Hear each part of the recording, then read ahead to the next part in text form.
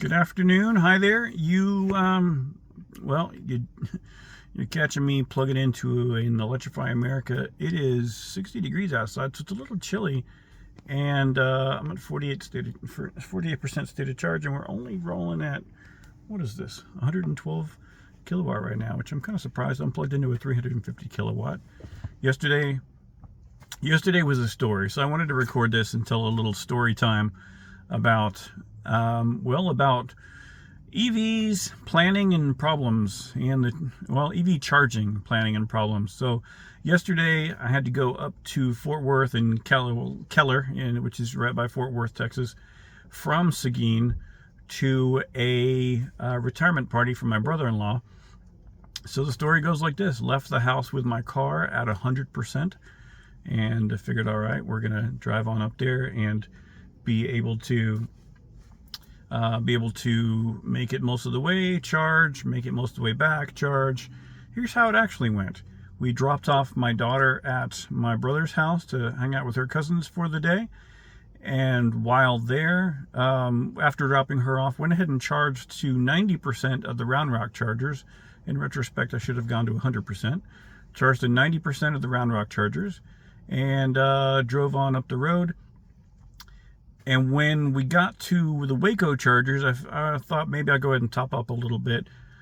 Pulled into the Waco chargers there at Electrify America, only to learn that they were full. And I thought, okay, we've got plenty of range. We'll go ahead and make it, and we'll just continue on. So I get on the highway and start mathing it and going, wait a minute, if I continue on as we are now, we won't have enough charge to get all the way to the restaurant there in Keller and then make it back down to Waco to charge. We're going to have to charge somewhere in the Fort Worth area. So I start looking on PlugShare and trying to figure out what's available, and find an EVgo that's a 50 kilowatt. I mean, that's what was available in the area. Better than nothing, right? So I pull up, and there's a Bolt that is just plugged into it, and he's at 13%. So he's going to be a while, probably 45 minutes to get to 80 or 90%. No hate on Bolts. My last car was a Bolt, but that's just the math of it. So I said, okay, here's my idea. The chargers are about a mile and a half from the restaurant we were going to. So I went ahead and dropped Robin off at the restaurant and went to a Kohl's and left my car on a 6 kilowatt charge point and plugged it in and walked a mile and a half to the restaurant.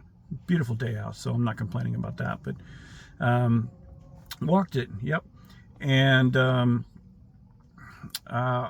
a nice lunch, had a nice visit with everyone, walked back to the car, and I think I'd gained about 40 miles, and I thought, okay, so now I've got 96 miles in the car, and I don't have enough range to get back to Waco, so now I've got to make the drive across town to a Sam's Club where Electrify America is.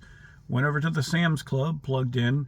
It's an 18-mile drive west, not south back towards Seguin, but an 18-mile drive west over to the Sam's Club, and plugged in.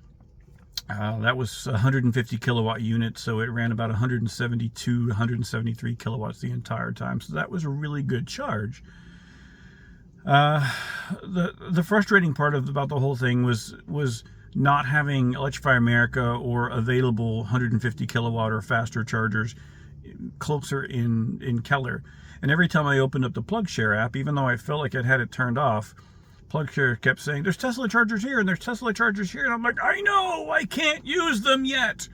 So it was kind of a frustrating day. I think I left out of the story, actually, that before I left the car at Kohl's, I went back over to the EVgo unit to try to plug in, and another gentleman had a BMW EQS that he was borrowing from the dealership because his car was in for repair.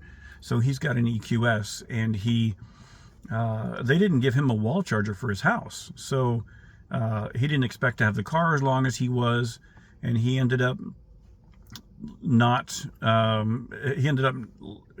on the fly how to get it connected and But he had to wait for the Bolt to finish charging, and then it was going to be his turn, so I couldn't charge there. So I ended up being sad and frustrated and leaving the car over at Kohl's. So yeah, I ended up after the lunch going over to Sam's Club, doing some shopping.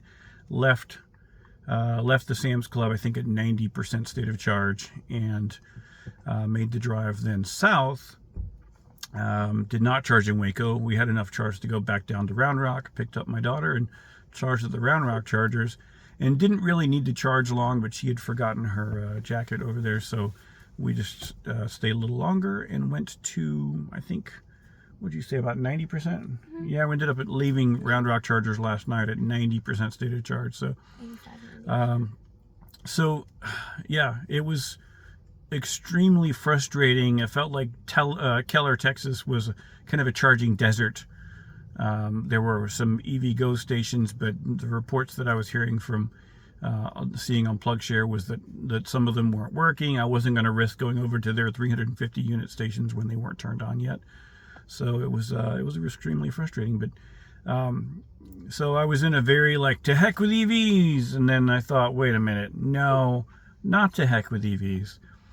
Just to heck with the charging situation right now. And I know we're in an awkward, frustrating place, because in the very near future, we'll be able to use, with adapters, we'll be able to use the Tesla network, or more chargers are coming online all the time. So it's coming, but it's just a frustrating waiting period getting there. But thanks for hearing me ramble. I appreciate your time. And Electrify America.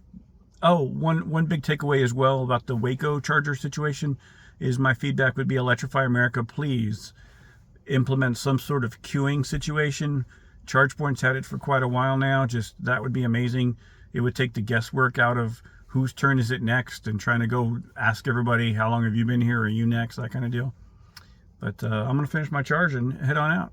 Have an amazing afternoon, and we'll see you next time.